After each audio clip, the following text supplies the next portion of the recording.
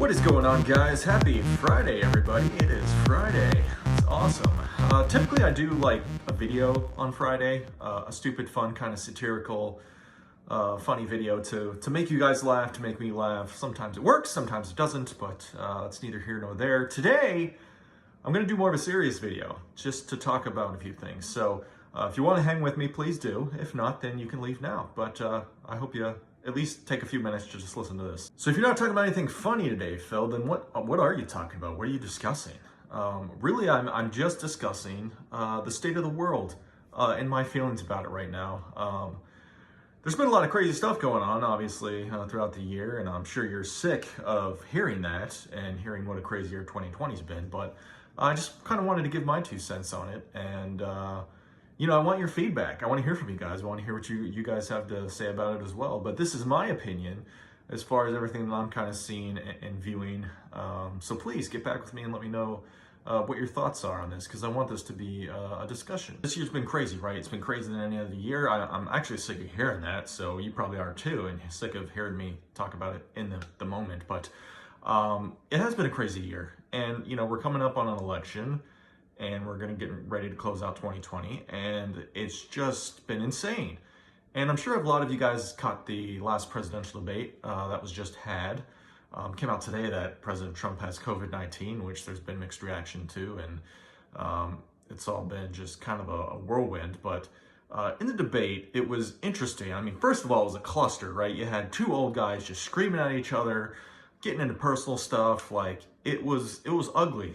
No matter what side you're on, no matter who you are going to vote for, it was ugly, and it's not what our country should be.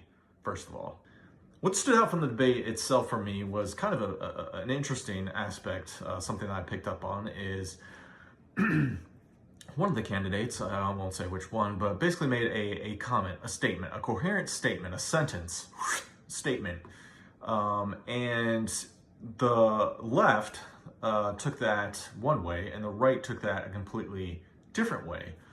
And it was the same statement, but yet the political party of the left took it one way, and the right took it another. And I began to kind of sit back and think about that. Like, how could that be possible? How is this actually possible for a precise statement to be taken 2 ways? And the answer to that is, I think it has to do with our biases, right? Like, we come into a situation with our own biases, whether they're religious, whether they're from experiences we've had before, whether they're notions that we've had that someone's explained to us before or taught.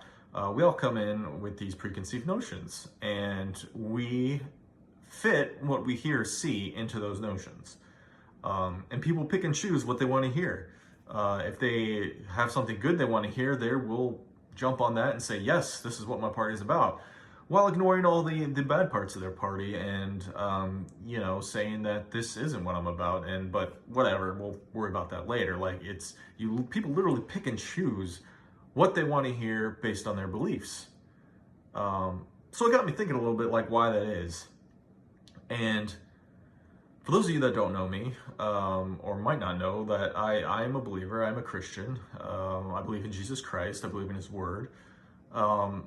And I have all different sorts of friends, and that's cool. I have friends that are believers, I have friends that are atheists, I have friends that don't know what they believe, I have friends that are just think, they're a good person and everything will be fine in the end, and nothing really matters, and they're just living life the best they can, and that's fine. And I love all my friends dearly and the same.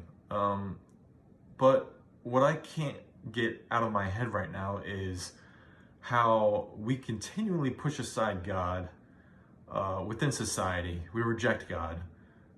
We reject all notions of God, or we reject most of God. And then we sit back and wonder where He is, or why hasn't He showed up yet, or what is going on. I can't believe that God would allow this to happen. It just amazes me how we can be okay with that. I'm talking to myself too. I'm including myself in this conversation because I struggle with it, because we all tend to live our lives the same way when it comes to believing in God, or comes to believing in Scripture, where we pick and choose, right? We pick and choose parts from the Bible that we want to fit our lives, to fit our beliefs. and then we ignore all the rest. We're not fully invested in our whole hearts in chasing after God. And I think we need to do a better job of actually seeking God with our whole hearts.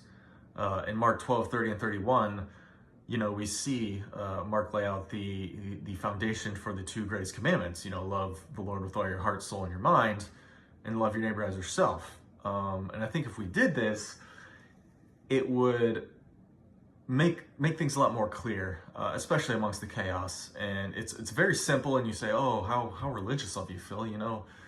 Congratulations, that's just amazing." But it's a simple concept, but it's important to recognize, especially today. I had a friend, not a close friend, but a good friend, remind me on his Instagram stories recently, that time is fleeting.